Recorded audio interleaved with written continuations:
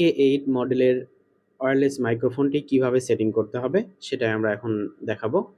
মাইক্রোফোনটি open করার পরে বক্সটা ওপেন করার পরে এখানে দেখবেন একটা মাইক্রোফোন সঙ্গে একটি রিসিভার থাকবে।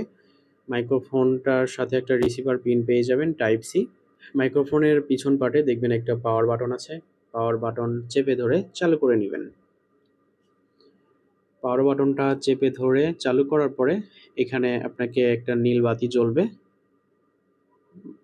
বাতিটা লাফালাফি করছে, তার মানে ফোনের সাথে এখনো কানেক্টেড হয়নি। ফোনের সাথে কানেক্টেড হয়ে গেলে বাতিটা লাফালাফি বন্ধ হয়ে শুধু একটানা জ্বলে থাকবে। টাইপ সি পোর্টটা ফোনের সাথে লাগিয়ে দিবেন। এখন দেখতে পাচ্ছেন সরাসরি বাতিটা অফ মানে অন হয়ে আছে, সবসময়ের জন্য অন হয়ে আছে, তার মানে আপনার ফোনের সাথে কানেক্টেড হয়েছে। এখন আপনি ফোনে থেকে রেকর্ড করতে পারবেন। মাইক্রোফোনটিকে ফোনের সঙ্গে কানেক্ট করার পরে ফোনের একটা সেটিং অন করে দিতে হবে। সেক্ষেত্রে ফোনের সেটিংয়ের ভেতরে ঢুকবেন। সেটিংয়ে যাওয়ার পরে সার্চ অপশনে সার্চ করবেন ওটিজি। এরকম ওটিজি লিখে সার্চ দেবেন, দেখবেন ওটিজি কানেকশন নামে একটা অপশন খুঁজে পাবেন। অপশনটাতে ঢুকবেন, তারপর এরকম অপশনে ওটিজি কানেকশন নামে একটা অপশন আছে। এই ওটিজি অপশনটাতে অন করে দিতে হবে। আমারটা অলরেডি অন করা আছে। আপনার ফোনে যদি অফ করা থাকে সেক্ষেত্রে আপনার ফোনের ওটিজি কানেকশনটা অন করে দিবেন। ব্যাস, এভাবে আপনার ফোনের সাথে ওটিজি কানেকশনটা করে নিয়ে সাউন্ড রেকর্ড টেস্টিং করবেন। এখন প্রশ্ন হলো, আপনার ফোনে অনেক সময় ওটিজি সার্চ করে এই ওটিজি অপশনটা নাও আসতে পারে। আপনার ফোন যদি ওটিজি সাপোর্টেড না হয়ে থাকে সেক্ষেত্রে আপনার ফোনের সঙ্গে এটা কাজ করবে না, ওটিজি অপশনটা আসবে না।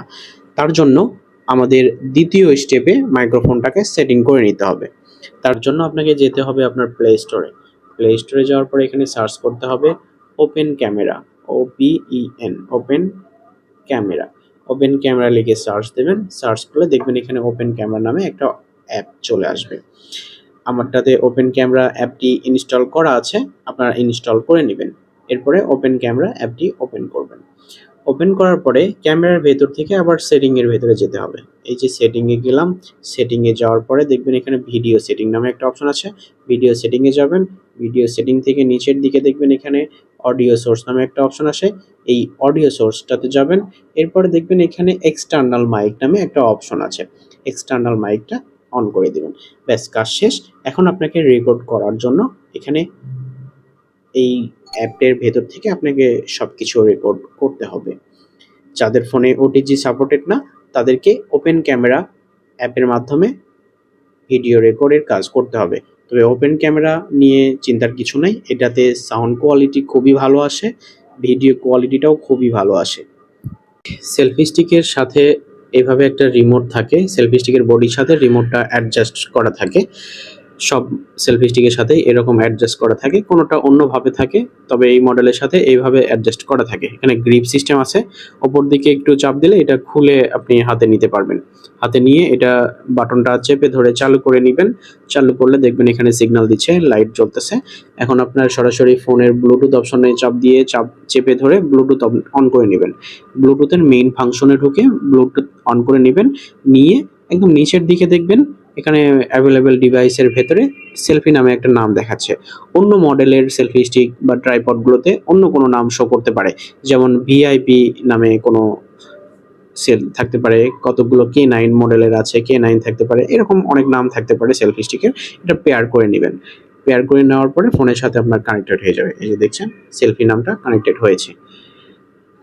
এখন আপনি সরাসরি ফোনের ক্যামেরা ওপেন করে টেস্ট করে দেখতে পারেন। ক্যামেরাটা ওপেন করছি, দেখেন আমি দূরে থেকে যদি রিমোটের বাটনটা ক্লিক করি এখন ফোনে ছবি ক্যাপচার হবে।